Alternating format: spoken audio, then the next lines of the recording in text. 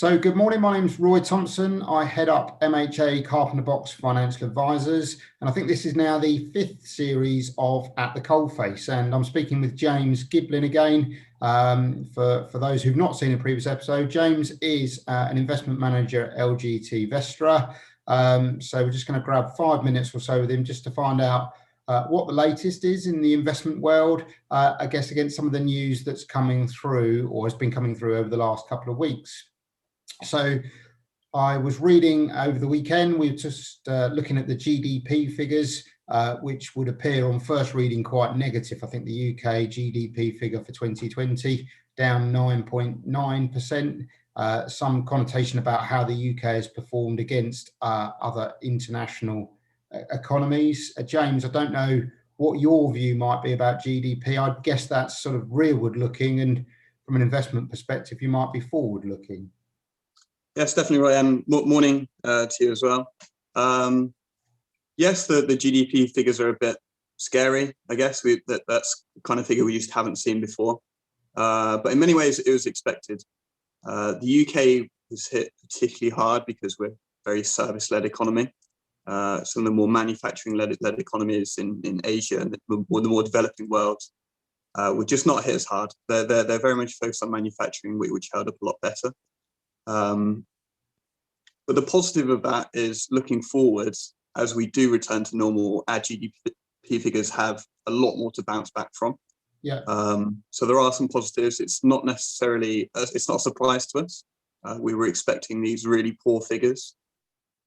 But yes, certainly a bit scary on a headline basis. I think so. But what you were saying is that minus 9.9% might have been pretty much what the investment world would have been expecting, because of the type of economy that we've got. And if we vis-a-vis it against other economies, it's broadly in line with expectations. So you've referenced moving forward there and sort of trying to think about things positively. I guess on the good news side of things, UK vaccine this weekend hit the government target. So that would feel, at least to me, taking a professional head off, that feels just a really positive thing and a real step in the right direction. What's your view about how the vaccine rollout is going, not just here in the UK, but I guess internationally as well? Yeah, definitely very, very positive. Even just from a personal perspective, my dad actually got his vaccine this week at the weekend. Yeah, so brilliant to see. My mum's getting it next week. So just from a personal perspective, that kind of the risks just involved with the vaccine seem to be falling away slightly as we're reaching them high levels of vaccination in the at-risk portion of our population. So just quite an exciting time. And by any measure, really, the vaccine rollout has been impressive in the UK. So it's been 2 months since the vaccination programme started, slightly over now. And we're about 20% of the population vaccinated. Reached that 15 million target, and we're on track to do all over 50s by the start of May. Those targets were ambitious, but we are going to reach them unless something goes horribly wrong between now and then. Looking elsewhere around the world, it's not looking quite as positive. So the US is around 13% of the population. Still a pretty good effort, just considering how big the US is as well.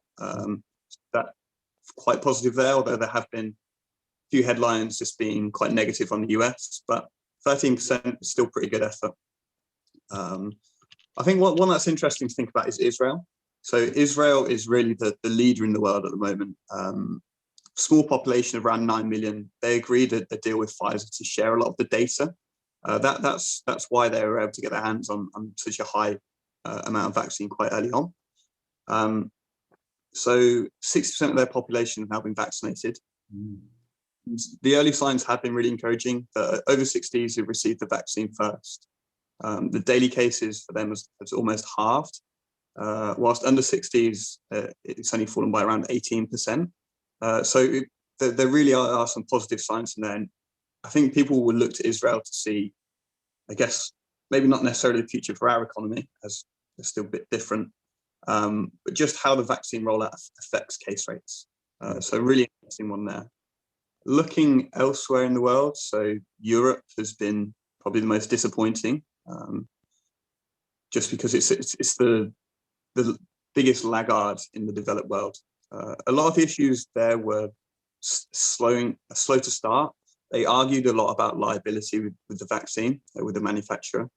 So that really delayed the approval process and pushed them further down in the supply queue. So we're probably a bit more concerned about Europe, really high caseloads as well. Elsewhere in the world, emerging markets in Asia, they're a lot further behind again in the vaccine race. But in particular, emerging markets and LATAM, they're really far behind, and they haven't actually secured a huge amount of supply.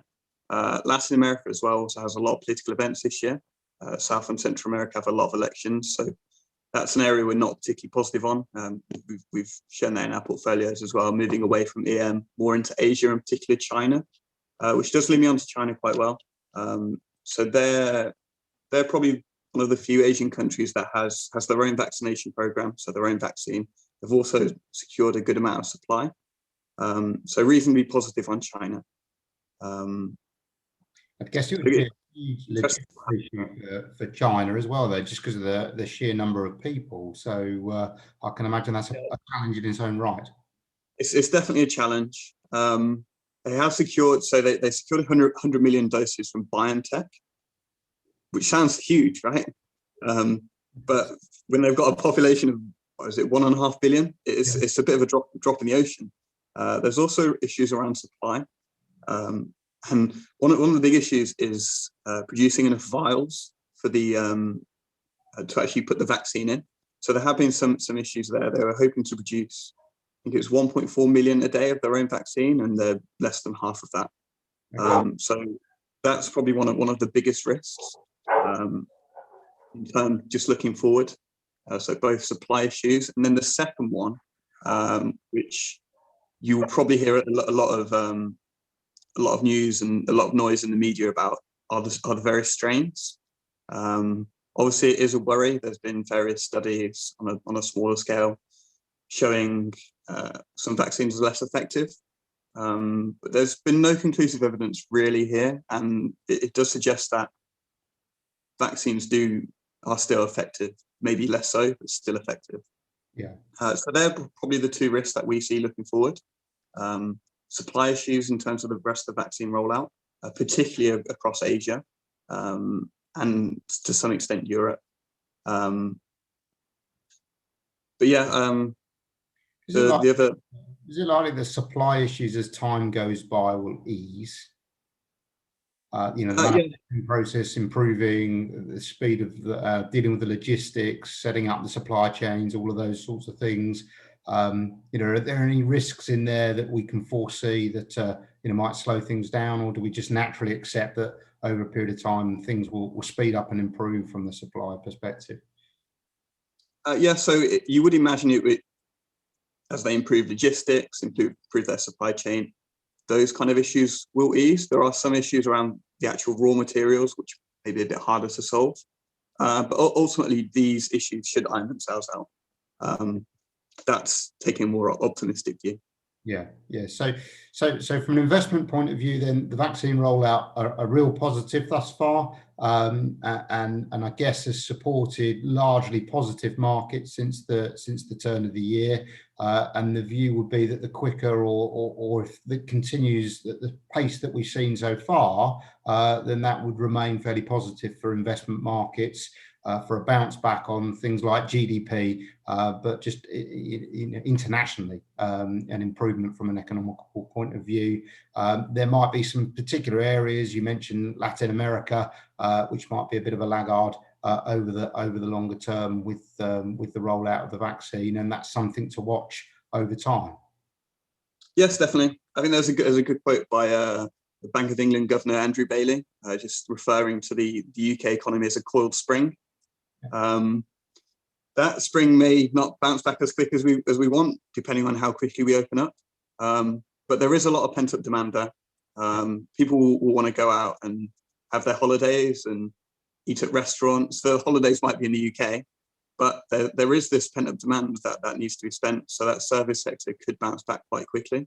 There's still some bumps in the road, but a lot of reasons to remain positive. James, thanks very much, and fingers crossed you're right, and no doubt I'll speak to you again in due course. But thanks very much for your time again, James. Thank you.